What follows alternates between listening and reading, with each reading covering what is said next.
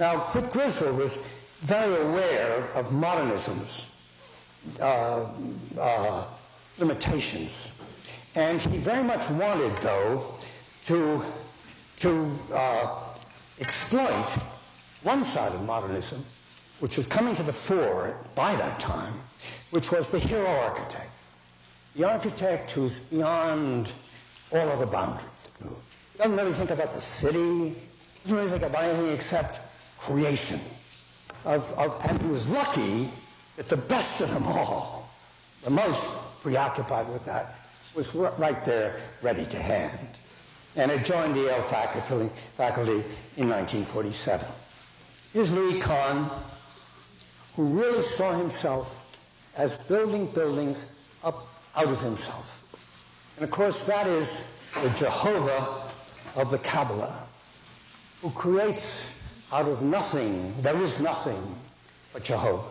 So anything that's made is made up out of the self. And what's the first thing he makes? He makes light. And for Kahn, the supernal lights of the tree of the Sephirot were something that obsessed him. And the very first thing he talked about when he talked about architecture was light, which in a way which is curiously Christian rather than Judaic, which is also Kabbalistic, which mixes everything up. He associated it with silence. In the Kabbalah, you're praying all the time. You're always talking. Silence, as in San Marco in Florence, and Fra Angelico, and so on. Silence and light. And indeed, the tree of the Sephirot is the model for his Mikveh Israel synagogue. One of the great losses of the 20th century. This great building was never built.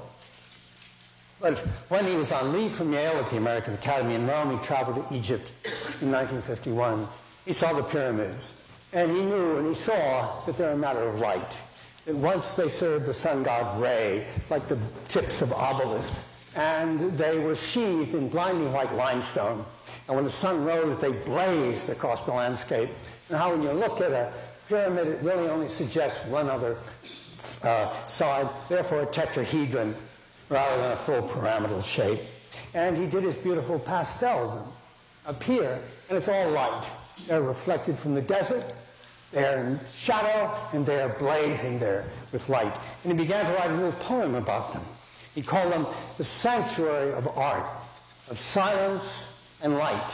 Why the sanctuary of art? Because while he was there, he learned that he would have the commission for the new art gallery, and it became the sanctuary of art. Tetrahedrons carrying the light, lighting the space in this great slab, which still remains the first of Yale's modern buildings, really the greatest of all. Kahn talked about beginnings, and there you feel it. Really primitive beginnings. Not only the pyramids, of course, Buckminster Fuller, whom Louis had avoided as much as he could all his life. He was always being pushed toward him, though, by Ann Ting in his office. Fuller came to Yale. Some of you may remember that. He sat with his legs. He talked for 8 or 9 hours. Students were carried out fainting. Some of them have never recovered from that day to this. But they built a tetrahedral dome in cardboard on the top of Rear Hall. Like this, and it slowly rotted. So that's connected, but I don't think Louis would ever have given way to it except for the pyramids. And of course, it was a great space. In a way, the whole sense of the open space, which is one great volume, is Miesian, like this beautiful space by Mies at Houston. But with Mies, you see, there's no structure. It's pure Neoplatonic space. The solid figure, and he always uses classical figures, naturally, solid figure in the pure space. But with Kahn, it's the pure space and the poker panels and all open. You see the whole thing, but it's on top of you. There's that physical insistence of it coming down. And this was designed for a gallery director named Lamont Moore, and this followed his way of thinking. But then the gallery director who came didn't like it. He wanted to look like the Museum of Modern Art. He covered up the supporting piers. He destroyed the relationship to the side walls. And sadly enough, he got Paul Rudolph to do this for him when Rudolph had hardly come to New Haven.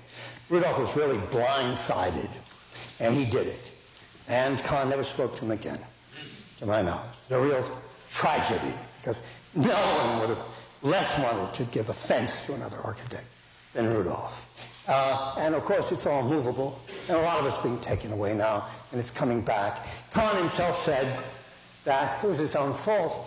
It's really a Messian envelope in which he had these tetrahedrons, so you have these enormous spans. He said they could do anything they wanted with you. Also, he was upset that it was only from there on the court that you got a sense what the building really was, with the service core in the middle and then the wonderful spans on both sides. On the side toward the street, he worried because he couldn't think of anything to do but give it a brick facade. And no walls, no doors, no windows. Now that was probably wise, because if you look at an earlier project by Philip Goodwin for that same building, you see that modernism had forgotten how to design windows, how to do walls with windows in it, how to do monumental entrances.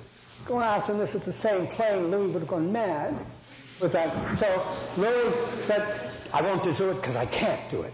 I won't do it. I'll just change plane, because that's wonderful, where you slide in like this. And then the other thing he did, and he agonized over that, were the string courses. And there, Jehovah is getting some help from the Medici, because there's no sense that that wonderful quality of the string course in the Italian palazzo really defines a street, and helped pick up the wonderful arches of Swarthout's building in 1928 and give them a new velocity toward what eventually there became Rudolph's building, the art and architecture building across the street, which really, though it's 10 years later, I think I should mention now.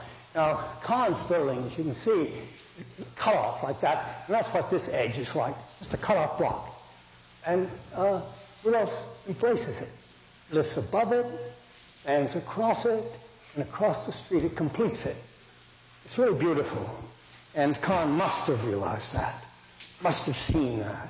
The touching thing is, of course, that the Rudolph building is the last of a wonderful dialogue between the generations. It starts here with old Artie Street Hall back in the 60s, and then Swarthout does this wonderful building here in 1928, and that building was supposed to go all the way, sorry. No, I don't, nobody look at that. Supposed to go all the way to the corner, and you know, you could make an argument that it would have been better. That great building had a great plan and so on, if that went all the way to the corner. In a way, it's a better building than the Kahn building. It's a lot less maintenance. They're working on all those now, all those steel up there.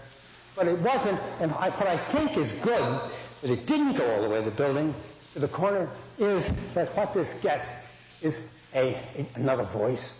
It's more articulate. You have another voice in there of another generation. And where the arches go like this, you slide through here, and the long string courses take you to Rudolph's building, and he sets his great pier right on the axis of the sidewalk. And he completes it.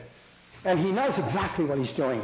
He has this wonderful drawing, because see here, that's the edge of the 9 squares. And Chapel is starting to diverge. So he has his building do that. And this marks all the way to the green, to Bingham, same height as Bingham. And then it begins to diverge. It shows the moving to the suburb. Sorry, I keep doing that. I don't know why. It must be some sort of fate. He picks it up as well. Now, he also had Frank Lloyd Wright in mind. As the hero architects, as Hemingway used to say, I take on Mr. Flaubert, I take on Mr. Turgenev, next week I take on Mr. Tolstoy. Rudolph was always taking on Frank Lloyd Wright, Le Corbusier. From Wright, he got the basic idea he wanted to come into a low, dark place and go to a high place going all the way up, like the Larkin building, which he couldn't see in the flesh because it was torn down. But Yumni Temple has the same sort of Jungian archetypal death and resurrection movement. And he did wonderful drawings showing how he liked that to aspire. And when, unlike Wright, in 1904, the fire code prevented him from taking the piers all out, maybe he should have rethought it. But he didn't. He was also involved with Corbusier.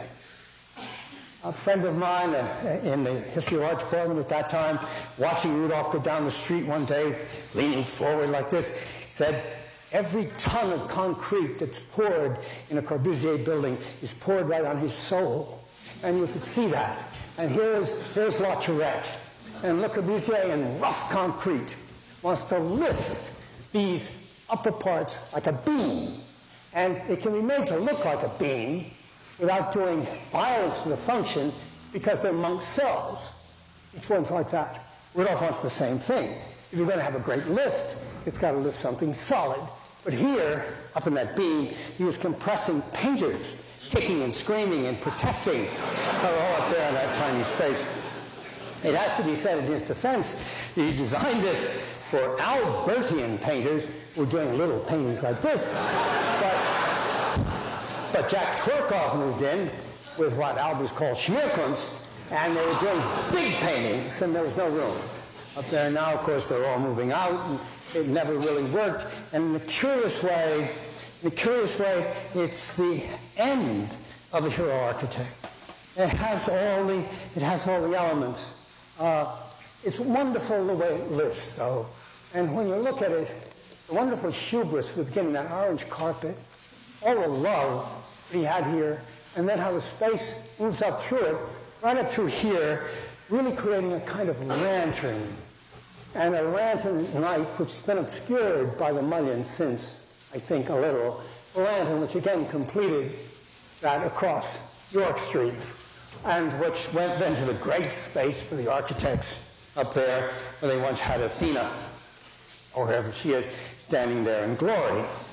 And then, of course, there's a fire, which unthinking commentators throughout the world ascribe to Yale students, which is not the fact. No evidence ever of arson of any kind there. More than that, Rudolph dies last year of a condition brought on by asbestos, which this building is loaded with everywhere.